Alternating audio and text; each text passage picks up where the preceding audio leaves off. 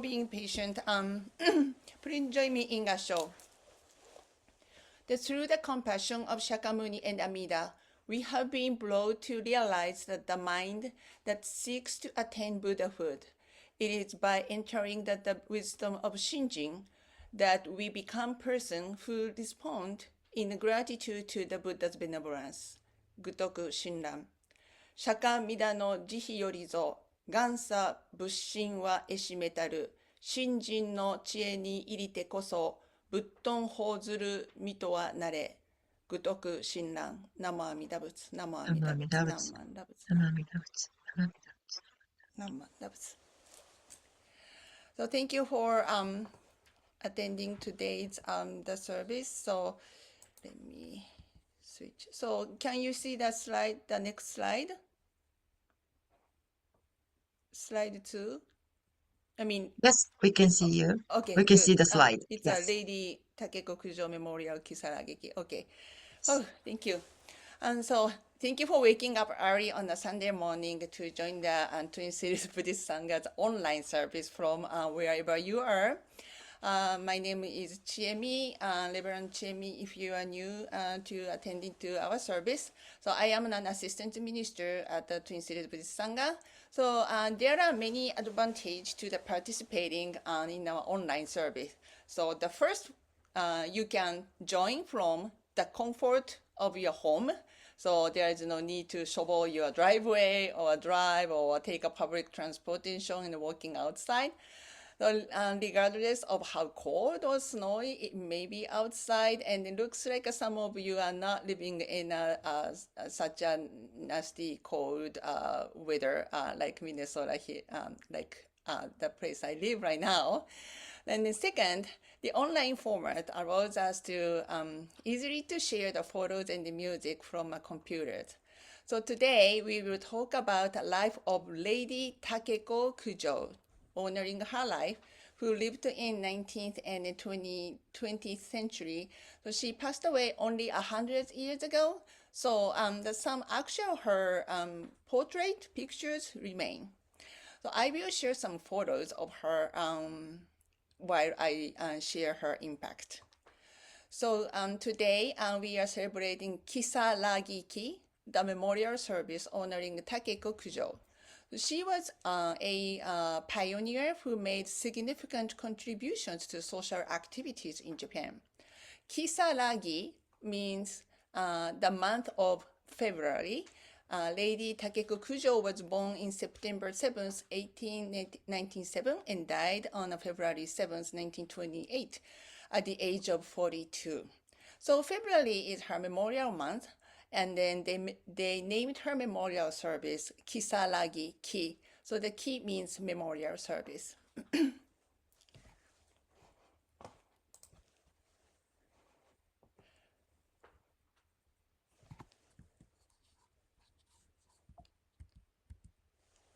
So the portrait is the portrait is a Lady Takeko Kujo.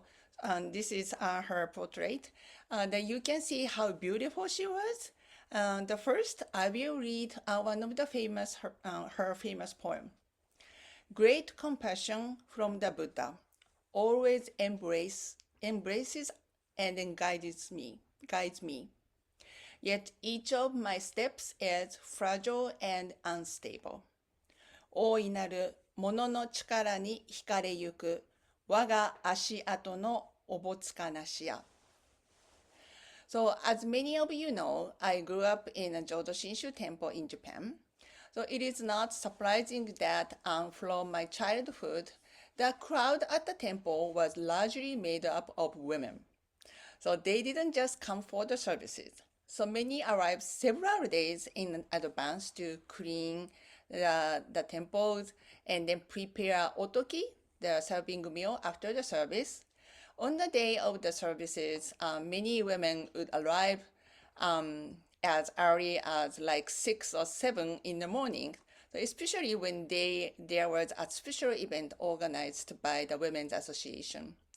So I started to wonder about this phenomenon. I noticed that the women had various roles to play in a temple. So while the man seems to have a little to do aside from the chanting and listening to the Dharma talk. So to me, the women actively participating in the temple activities truly shone.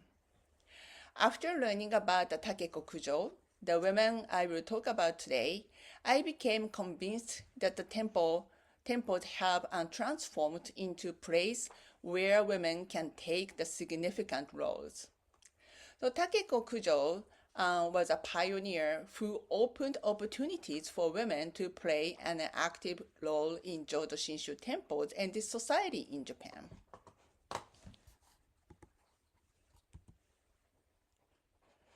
So first, let me provide a brief story of this remarkable woman. So she was born on September 7th, 1887 to Monshu Kosong Otani, the 21st Monshu of Jodo Shinshu Honganji. The Monshu serves as the spiritual leader of our sect, Jodo Shinshu sect, and then is a direct descendant of our founder, Shinran Shonin. The Otani family was noble status as they were dukes. So during that era, the dukes and other aristocrats that typically had one primary wife and several concubines. So Takeko's mother, Fujiko, was one of Monshu Koson's concubines. Because Takeko was not the daughter of the primal wife, she spent her childhood living quietly in a distant part of the mansion. So despite this, Takeko was the youngest child of Monshu Koson. However, her father took a great care of her and taught her the principles of Buddhism. It seems she sometimes accompanied him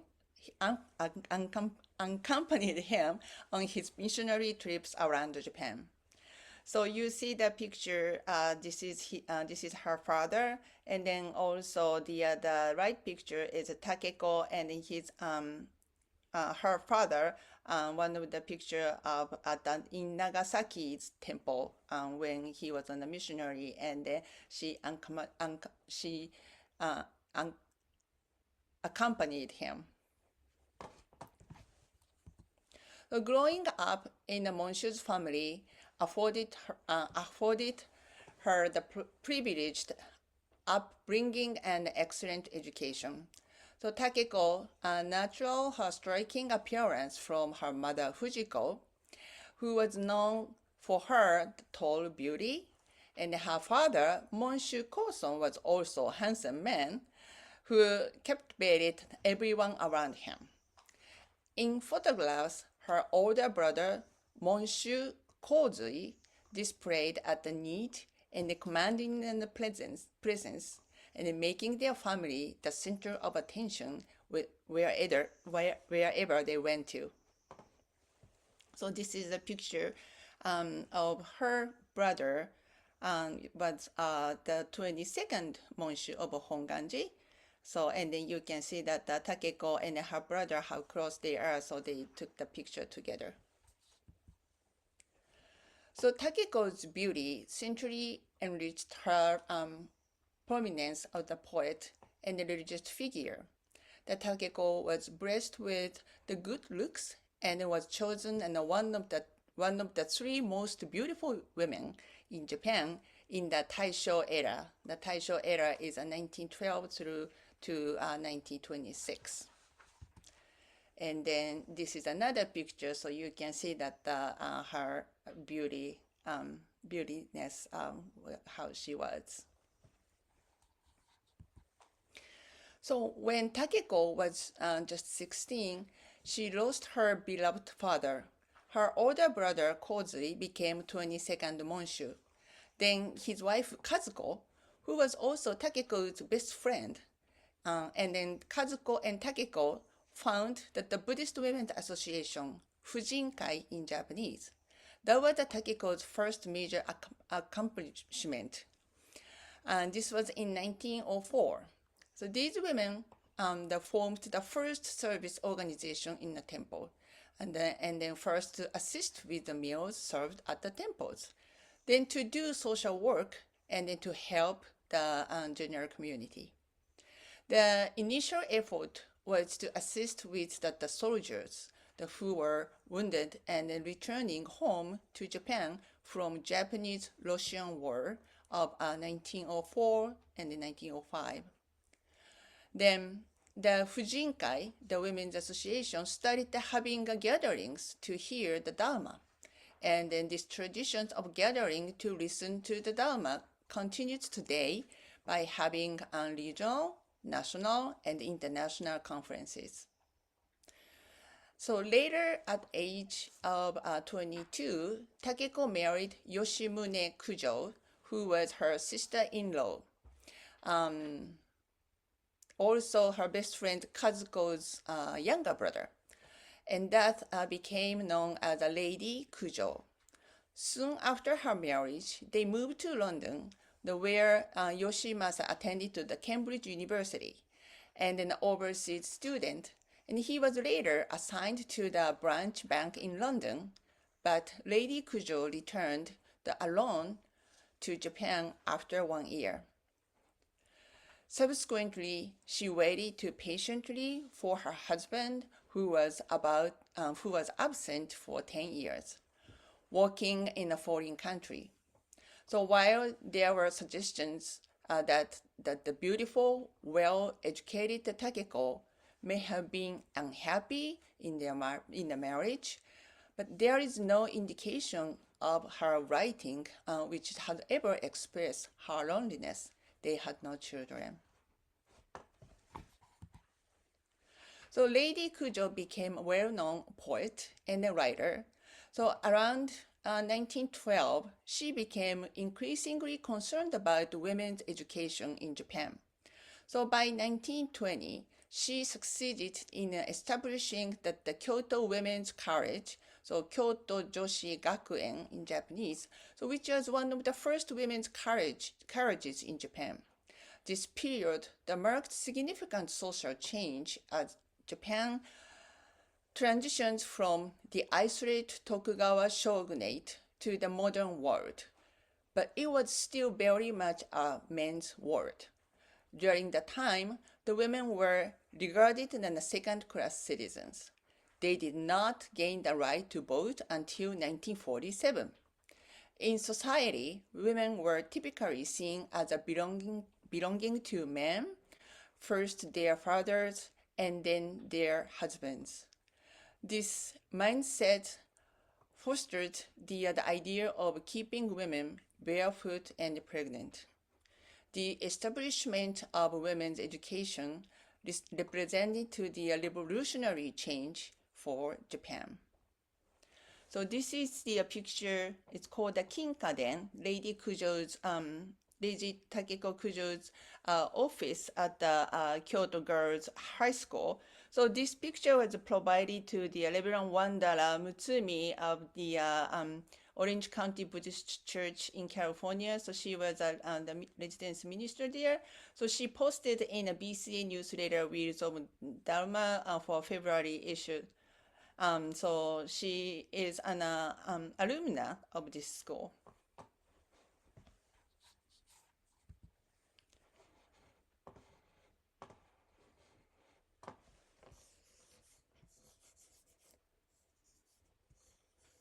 Okay, hold on a second. I lost my cursor. Okay. So in 1923, there was a terrible earthquake in Tokyo, and the Lady Kujo helped the injured by using temples.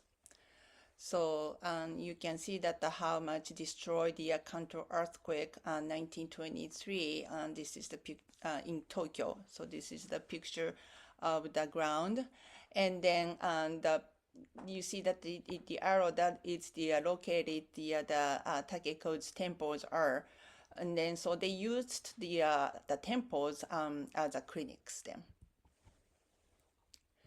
And later, she was studied to the hospital. It later became an Asoka hospital, which used the Western model of the having staff doctors and the staff nurses and the other staff. So prior to this medical profession was mostly family practitioners. So, but with the several doctors on staff, some doctors could specialize in certain areas. It was a model of the modern hospitals in Japan. So this is again the revolutionary change for Japan. So unfortunately, Lady Kujo came down with blood poisoning and then passed away on February 7th, 1928 at the young age of 40. So Takeko Kujo was an activist who was constantly caring for the poor people and then marginalizing the people.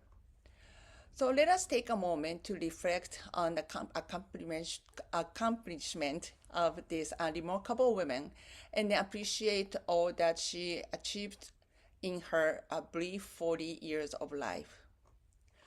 So we can be thankful for the lasting impact she has had on so many lives.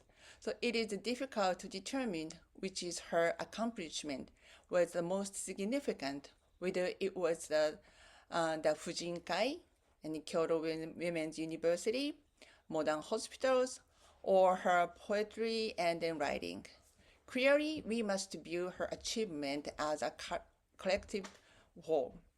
So they continue to inspire us to make the most of our own lives. So during her most 10 years separation from her husband, she began writing poetry. So when there was a need to assist wounded soldiers, the Fujinkai stepped in to help. In the aftermath of the Great Earthquake, a hospital was established to the care for those with various injuries. So her true accomplishment was her ability to adapt to the circumstances of her time. Born into the upper class and then celebrated as one of the three beauty of the Taisho period, she could have lived a life of ease. Instead, she embraced numerous challenges. This photo shows the monument of Takeko Kujo's poem, which is still located the ground of Tsukiji Honganji Temple in Tokyo. Great compassion from the Buddha always embraces and guides me, yet each of my steps is fragile and unstable. To consider the state of a country of Japan during the time she lived, an era marked by opening up of the country and then push forward westernization. So many people are experiencing poverty, hunger, disease, disasters, war, and uncertain about the future. What motivated her so strongly among such chaos? This poem revealed that she herself was in a state of anxiety, worry, and suffering. Yet she was guided by Amida's great compassion even when she felt unsteady. It was this compassion that showed her the way. Her gratitude for this compassion seems to overflow and then deeply inspire her. So to conclude today's story, I would like to introduce a song that based on her poem. So right now, we are here as the number of the people who are sad and in pain increases. That in pain increases, we often feel helpless and anxious. So, however, the reading this poem aroused us to sense of rise of Amida Buddha as we put our hands together in Gasho. So now is the time for us to truly appreciate the meaning of this poem. So first, let me read her poem and then listen to the song arranged by the BCA Buddhist Church America Music Committee. If you are interested in learning more about Lady Kujo, I recommend the book Leaves of My Heart, published by the American Buddhist Studies Center in New York. So you can purchase at the BCA bookstores, and it is $20. So and then okay, so it is a translation of many of Lady Kujo's poems and their writings, translated by Wayne Yokoyama.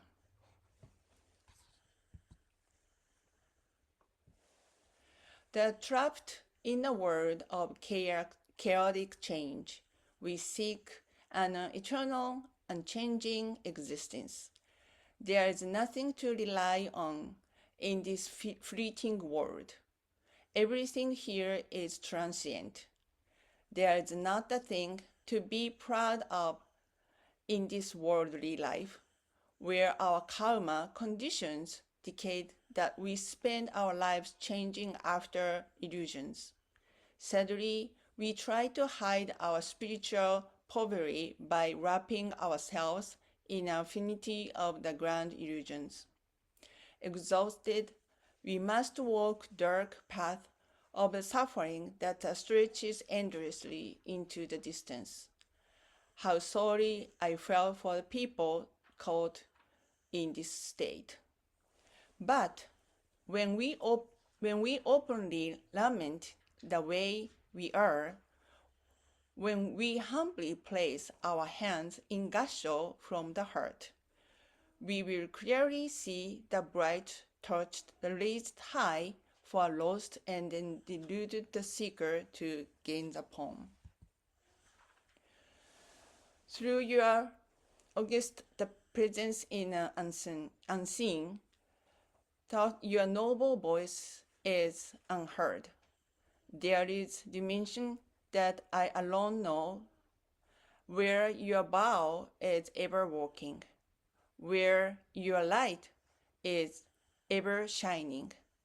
As I kneel with hands placed together, without a share of doubt, I joyfully receive you with this gasho from my heart. 見えねどもその見姿、聞こえねどその見声。触れ我のみぞ知る、普段の誓い、不滅の光。ひざまずきてもろ手を合わせ、疑わじ、この喜びに受けますや、我が心の合唱。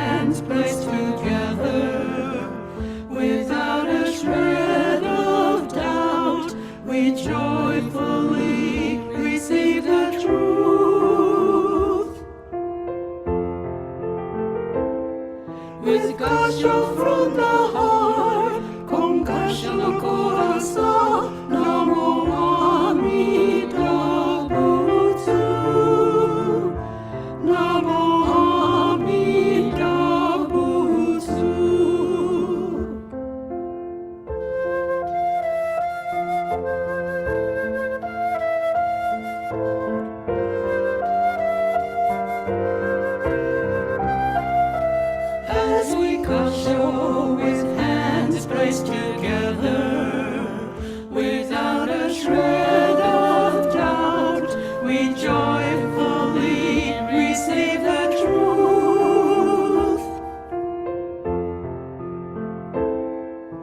合唱しましょう歌いましょうナモアミダ仏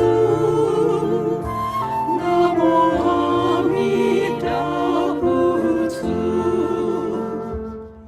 With gospel from the heart With gospel from the heart Namo Amida Butsu Namo Amida Butsu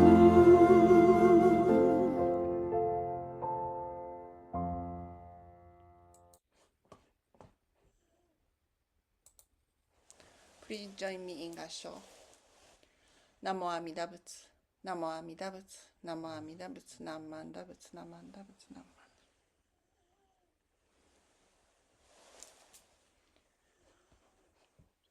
Thank you, Chiemi Sensei. Every year